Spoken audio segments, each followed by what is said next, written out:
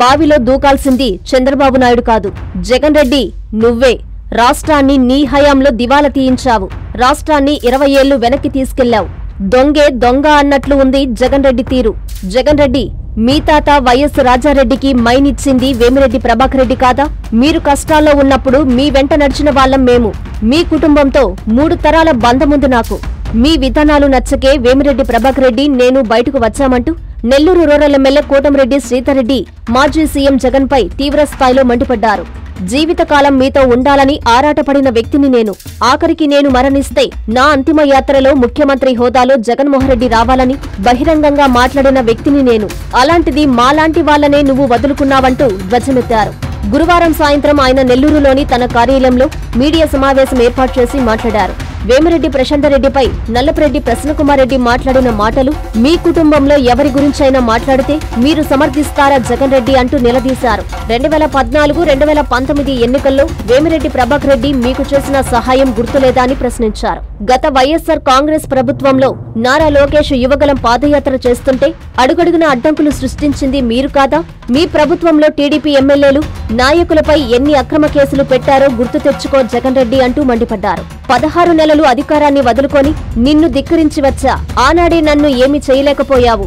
రప్పా రప్పా cinema డైలాగులు నిజ జీవితంలో జరగవు జగన్ రెడ్డి, గుర్తు పెట్టుకో అంటూ ఈ సందర్భంగా కోటంరెడ్డి ఓ రేంజ్ లో హితవు పలికారు. వైఎస్ఆర్ కాంగ్రెస్ పార్టీ విధానాలతో వైఎస్ జగన్మోహన్ రెడ్డి గారు ముఖ్యమంత్రిగా రాష్ట్రం అన్ని రకాల దివాలా తీసిన పరిస్థితుల్లో ఆంధ్రప్రదేశ్ రాష్ట్రం 20 ఏళ్లు వెనక్కిపోయిన పరిస్థితుల్లో ప్రజలందరూ కూడా చంద్రబాబు నాయుడు గారి ముఖ్యమంత్రి అయితేనే ఈ రాష్ట్రం మళ్లీ గాడిన పడుతుందని తెలుగుదేశం పార్టీ కూటమి ఏదైతే నరేంద్ర మోడీ గారి ఆశీస్సులతో, పవన్ కళ్యాణ్ గారి సహాయ సహకారాలతో ఆనాడు యువ నాయకుడు నారా లోకేష్ గారు రాష్ట్రం అంతా చేసిన యువగళం పాదయాత్రతో చంద్రబాబు నాయుడు గారి నేతృత్వంలో తెలుగుదేశం పార్టీ కూటమికి ప్రజలు ఒక అపూర్వ విజయాన్ని ఆంధ్ర రాష్ట్ర చరిత్రలో ఎప్పుడు ఎక్కడా జరగని విధంగా 57% ఓట్లతో 164 సీట్లతో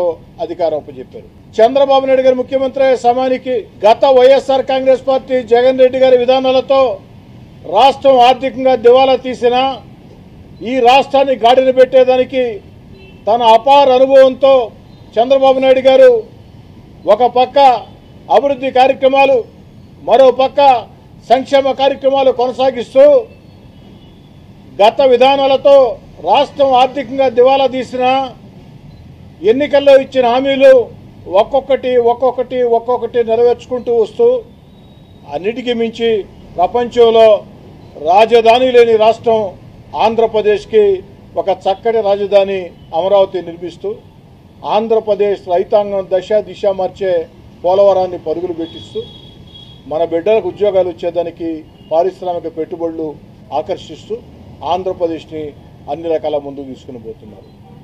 చంద్రబాబు నాయుడు గారి ముఖ్యమంత్రి కాకుండా ఎవరు ఈ రాష్ట్రాన్ని ముఖ్యమంత్రి అయి ఉన్నా ఒక్క రోజు కూడా ఆంధ్ర రాష్ట్రంలో కనీసం ఉద్యోగస్తులకి జీతాలు ఇచ్చే పరిస్థితి కూడా ఉండేది కాదు.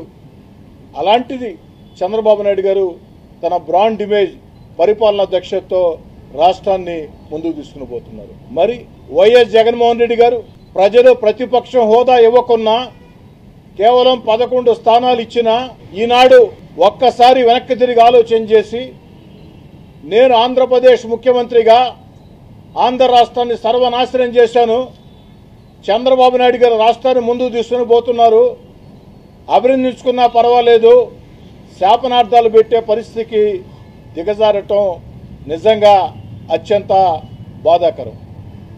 మరి జగన్మోహన్ రెడ్డి గారు నెల్లూరు పర్యటనకు విచ్చేసి ఈడ ఎంత విచిత్రం అంటే రాప్తాడులో వైఎస్ఆర్ కాంగ్రెస్ పార్టీ నాయకులు, కార్యకర్తలు జనాల్ని సమీకరించి హెలికాప్టర్ విండ్షీల్డ్ పాల్గొడితే పోలీసు వైపులేమంటారు. గుంటూరులో జగన్మోహన్ రెడ్డి గారి కారు దుర్మార్గంగా ఒక అమాయకుడి ప్రాణాలకి బలైతే పోలీసులు వైఫల్యమంటారు. అంబులెన్స్లో జరగరాని సంఘటన జరిగితే పోలీసులు వైఫల్యమంటారు. మరి ఇక్కడ నెల్లూరులో పోలీసులు అన్ని రకాల చర్యలు తీసుకుని వందలాది మంది పోలీసులను పెట్టి వారికి రక్షణ కల్పిస్తే ఆంక్షలు అంటారు. ఒక పక్క మీరే అంటారు పోలీసుల వైఫల్యమని, పోలీసుల సెక్యూరిటీ ఇవ్వకుంటే, మరో పక్క మీరే అంటారు పోలీసులు అడుగడుగున ఆంక్షలని. అన్నిటికీ మించి దుర్మార్గం ఏమిటంటే ఈరోజు జగన్మోహన్ రెడ్డి గారు మాట్లాడుతూ చంద్రబాబు నాయుడు నువ్వు బావిలో దూకాలా అన్నాడు. సాధారణంగా ఎవరిని కూడా నేను ఏకవచనంతో మాట్లాడటం ఇష్టం లేదు, నా రాజకీయ జీవితంలో ఎప్పుడూ లేదు. కానీ మా నాయకుడు చంద్రబాబు నాయుడు గారిని జగన్మోహన్ రెడ్డి గారు బావిలో దూకమన్నారు కాబట్టి నేను కాస్త ఘాటుగా చెప్పదలుచుకున్నా. జగన్ రెడ్డి బావిలో దూకాల్సిందే చంద్రబాబు నాయుడు గారు కాదు, బావిలో దూకాల్సిందే జగన్ రెడ్డి నువ్వే. జగన్ రెడ్డి బావిలో దూకాల్సింది నువ్వే. ఎందుకంటే రాష్ట్రాన్ని నీ హయాంలో దివాలా తీసిన, ప్రపంచ స్థాయిలో ఆంధ్రప్రదేశ్ ఒక భ్రష్టు పట్టించిన ఈరోజు చంద్రబాబు నాయుడు గారు ఆ వయసులో కూడా అహోరాత్రులు కష్టపడుతుంటే ఆత్మ పరిశీలన చేసుకుని ఆత్మ న్యూనతాభావంతో జగన్ రెడ్డి నువ్వు దూకాల బావిలో, జగన్ రెడ్డి నువ్వు దూకాల బావిలో మాట్లాడితే అడ్డంకులు అడ్డంకులు అడ్డంకులు అంటారు. ఇవి కాదయా అడ్డంకులు అంటే. గత వైఎస్ఆర్ కాంగ్రెస్ పార్టీ ప్రభుత్వంలో లోకేష్ గారు పాదయాత్ర చేస్తుంటే అడుగడుగున అడ్డం పడ్డారు, మైకులు లాగేసుకున్నారు, లోకేష్ గారి స్టేజీలు ధ్వంసం చేశారు. ఆఖరికి లోకేష్ గారు నడి రోడ్లో మైకులు లేకున్నా స్టూలు వేసుకుని ప్రజలను ఉద్దేశించి మాట్లాడుతుంటే ఆ రోజు అధికార మదంతో జగన్మోహన్ రెడ్డి గారు ఆ స్టూలు కూడా లాగేశారు. అక్కడ తాగావా? లోకేష్ గారి పాదయాత్రకి కనీస భద్రత ఇచ్చావా?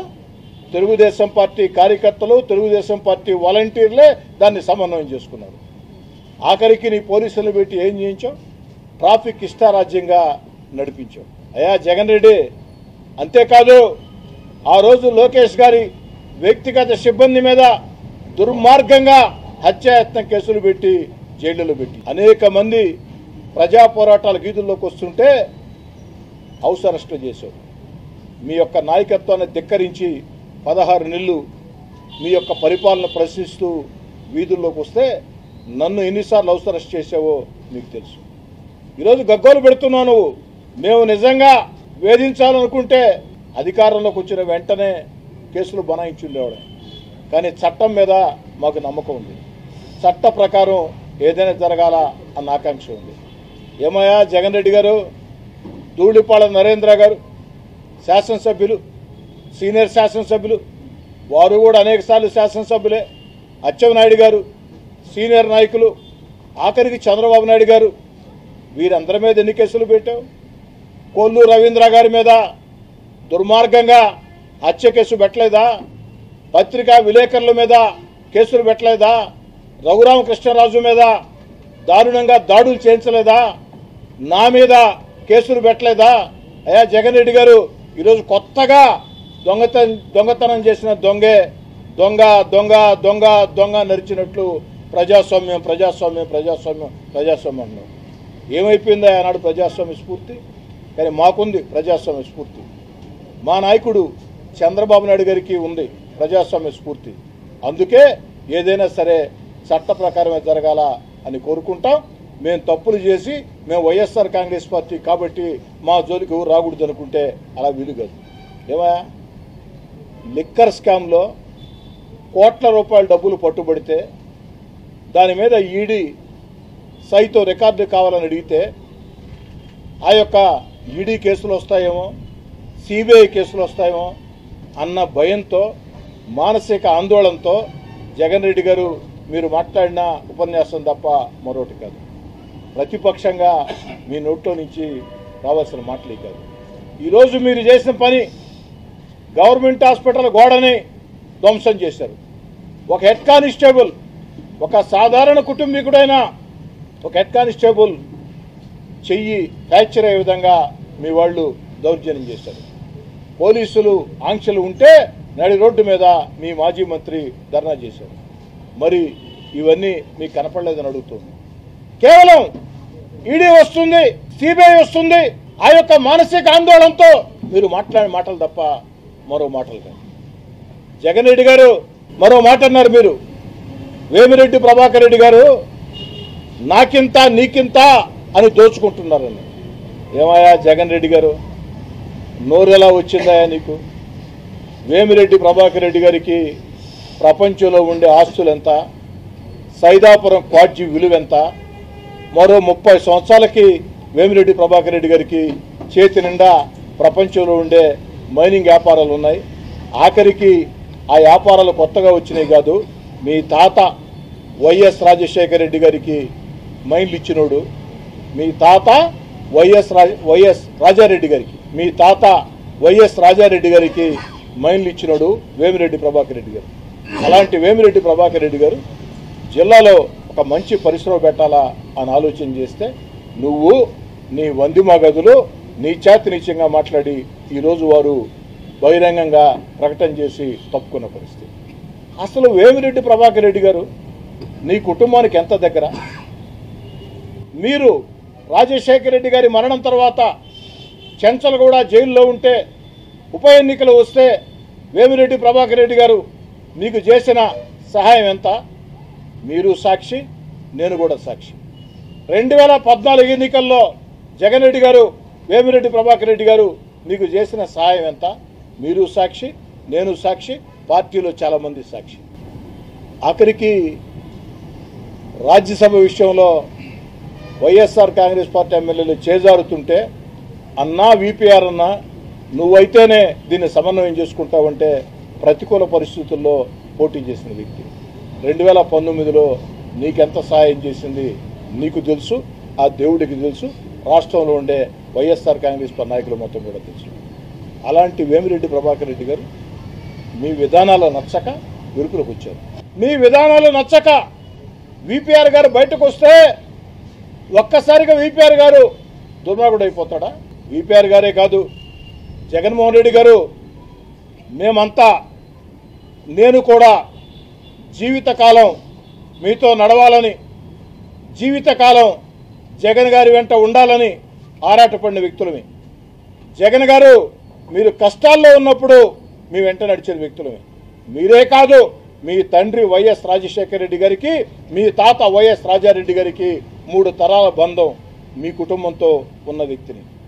ఆఖరికి నేను మరణిస్తే నా అంతిమయాత్రలో ముఖ్యమంత్రి హోదాలో జగన్ రెడ్డి గారు రావాలని బహిరంగంగా మాట్లాడిన వ్యక్తిని.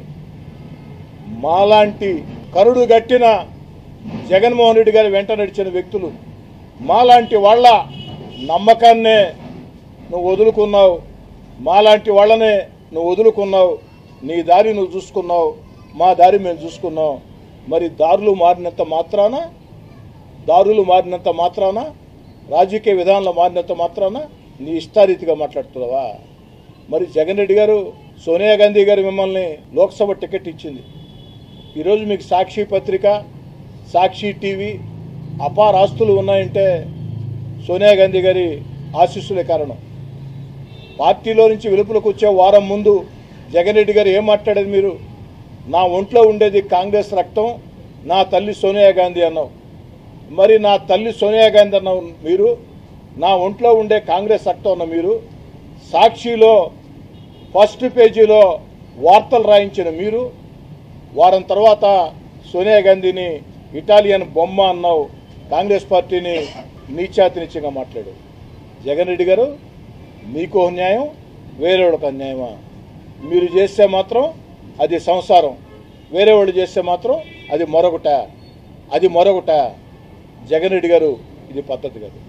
ఇకపోతే జగన్ రెడ్డి గారు నెల్లూరు పర్యటనలో ఎంత నీచానికి దిగజారంటే, ఎంత ఘోరానికి దిగజారంటే, ఇందాకే మీకు చెప్పా, ఈడీ సిబిఐ కేసులు వెంటాడుతున్నాయి. లిక్కర్ స్కామ్లో అడ్డంగా దొరికా, రేపు క్వాడ్జీ స్కామ్లో మరో స్కామ్లో ఎన్ని స్కాముల్లో దొరుకుతామో అని ఒక నిరాశ నిస్పృహలో మాట్లాడుతూ, రాజకీయాలు విమర్శలు సహజం, ప్రసన్న అన్న మాట్లాడాడు, తిరిగి ఆమె మాట్లాడి ఉండాలా అని మాట్లాడాడు. జగన్ రెడ్డి గారు, నల్లపరెడ్డి ప్రసన్న కుమార్ రెడ్డి గారు వేమిరెడ్డి ప్రశాంత్ రెడ్డి గారిని మాట్లాడిన మాటలు మీ కుటుంబ సభ్యుల గురించి మాట్లాడితే ఆ రోజు కూడా ఇదే విధంగా మీరు స్పందిస్తారా? జగన్ రెడ్డి గారు సూటిగా స్పష్టంగా సమాధానం చెప్పాలా. ఒక మహిళా శాసనసభ్యురాలు అక్క అక్క అక్క అక్క అక్క అంటూ ఆమె చుట్టూ తిరిగావు జగన్ రెడ్డి గారు. అన్నా అన్నా అన్నా అన్నా అన్నా అంటూ వేమిరెడ్డి ప్రభాకర్ రెడ్డి గారు చుట్టూ తిరిగావు. మరి అలాంటి కుటుంబం మీద వేమిరెడ్డి ప్రశాంత్ రెడ్డి గారి మీద ఉచ్చ నీచాలు మరిచే రీతిలో మానవ జన్మ ఎత్తిన ప్రతి ఒక్కరూ అసహించుకునే రీతిలో నల్లపురెడ్డి ప్రసన్న కుమార్ రెడ్డి గారు వ్యాఖ్యలు చేస్తే ఆ వ్యాఖ్యలను సైతం సమర్థించే విధంగా తప్పేమన్నాడు ప్రసన్న? విమర్శలుంటే విమర్శలు చేయాలా, అనుచిత వ్యాఖ్యలు చేస్తే అనుచిత వ్యాఖ్యలు చేసుకోవాలా అన్నావు. మరి ఇదే వ్యాఖ్యలు నీ కుటుంబ సభ్యుల మీద చేస్తే జగన్ రెడ్డి గారు ఆ రోజు కూడా మీరు ఇదే అంటారా? ఒక్కసారి సూటిగా స్పష్టంగా సమాధానం చెప్పండి. పాపం జగన్ రెడ్డి గారి నెల్లూరు పర్యటన ఎంత విచిత్రంగా సాగిందంటే అడుగడుగున ఒక 4-5 పాయింట్లు పెట్టారు వైఎస్ఆర్ కాంగ్రెస్ పార్టీ నాయకులు. 7 నియోజకవర్గాల నుంచి జనాలను సమీకరించారు. 4 పాయింట్లు 7 నియోజకవర్గాలు. పాపం ఆడ ఆగటం, జనం పల్చగా ఉండటంతో వెహికల్ కదలదు, ఆడే ఉంటుంది. జగన్ రెడ్డి గారు వెలుపులకు వస్తారు, ఇట్టి అంటారు, మళ్ళీ లోపల కూర్చుంటారు, మళ్ళీ వెనక నుంచి రండి రండి రండి రండి రండి అంటాడు. ఇవన్నీ నేను చెప్పడం కదా జగన్ రెడ్డి గారు, స్పష్టంగా టీవీల్లో మొత్తం కూడా అన్నీ వచ్చాయి. కాబట్టి జగన్ రెడ్డి గారు ఇప్పటికైనా పొందాలోచన చేసుకుని మీకు ఇంగిత జ్ఞానం ఉంటే ఖచ్చితంగా చంద్రబాబు నాయుడు గారికి క్షమాపణ చెప్పాలా, నెల్లూరు జిల్లా ప్రజలకి క్షమాపణ చెప్పాలా. నెల్లూరు గడ్డ మీద చంద్రబాబు నాయుడు గారి గురించి మీరు మాట్లాడిన అనుచిత వ్యాఖ్యలు, వేమిరెడ్డి ప్రభాకర్ రెడ్డి గారి గురించి, వేమిరెడ్డి ప్రశాంత్ రెడ్డి గారి గురించి మీరు మాట్లాడిన అనుచిత వ్యాఖ్యలు, వీటికి క్షమాపణ చెప్పాలా అని కోరుకుంటూ పోలీస్ యంత్రాంగాన్ని కూడా నేను కోరుతూ ఉన్నా. ఈరోజు జరిగినటువంటి వ్యవహారాల్లో ఎవరైతే ఆ యొక్క హెడ్ కానిస్టేబుల్ మీద దాడి చేసి చేయి విరగొట్టారో, అదేవిధంగా గవర్నమెంట్ గోడ ఎవరైతే పగలగొట్టారో, ఎవరైతే నడి రోడ్డు మీద పోలీస్ యాక్టు ఉల్లంఘించి నిరసన ధర్నాలు చేశారో వారందరి మీద కేసులు నమోదు చేసి కఠిన చర్యలు తీసుకోవాలా. ఆ కఠిన చర్యలు తీసుకుంటే మరోసారి ఇలాంటి సంఘటనలు పునరావృతం కావు అని కోరుకుంటున్నాను. జగన్ రెడ్డి గారు పాపం మీరు మాట్లాడుతూ ఉంటే మీరేమంటున్నారు? చంద్రబాబు నాయుడు బాయిలు దూకమన్నారు, 3 ఏళ్ల తర్వాత అధికారంలోకి వస్తా అన్నారు, వస్తే ఇదే పద్ధతి అన్నారు. మీరు మాట్లాడుతూ ఉంటే మీ పక్కన మీ అనుచరులు రఫా రఫా రఫా రఫా రఫా రఫా రఫా అంటున్నారు. ఏంద్రా స్వామి రఫా రఫా? ఏంద్రా రఫా రఫా? ఇదేమన్నా టెంకాయ చెట్ల రఫా రఫా, అరటి చెట్ల రఫా రఫా? అవునాయా? జగన్ రెడ్డి గారి పక్కన చేరి రఫా రఫా రఫా రఫా రఫా అంటున్నారే. 16 నెలలు మీ అధికారాన్ని వదులుకొని జగన్ రెడ్డిని ధిక్కరించి ఈదుల్లోకి వచ్చా. ఆ 16 నెలలు నా మీదకి ఎందుకు రాలేదురా? రఫా రఫా రఫా రఫా రఫా. రఫా రఫా మీకే వచ్చా? రఫా రఫా మీ పేటెంటా? ఏంది రఫా రఫా? అందరికీ అందుబాటులో క్యాన్సర్ వైద్యం ఇప్పుడు నారాయణ హాస్పిటల్లో. డిపార్ట్మెంట్ ఆఫ్ అంకాలజీ, మా అంకాలజీ నిపుణుల వైద్య బృందం. Doctor N Srividya, senior consultant medical oncologist. Doctor B Manobhiram, senior consultant surgical oncologist. Doctor P Gurusai Ratnapriya, senior consultant radiation oncologist. Cancer screening పరీక్షలు ఉచితం. మహిళలకు CBP, complete blood picture, chest X-ray, ultrasound, abdomen and pelvis, mammogram, pap smear, CA-125 cancer antigen test, cancer specialist, gynaecologist and dentist ఉచిత consultation. పురుషులకు CBP, complete blood picture, chest X-ray, ultrasound, abdomen and pelvis, PSA పోస్ట్రేట్ specific antigen test, cancer specialist and dentist ఉచిత consultation. ఈ ఉచిత screening ప్యాకేజీలు మే 3వ తేదీ వరకు మాత్రమే. సంప్రదించండి. Super speciality block, first floor, B3, appointment కొరకు 9640100555. 24 గంటలు ఎమర్జెన్సీ సేవల కొరకు 9037104108.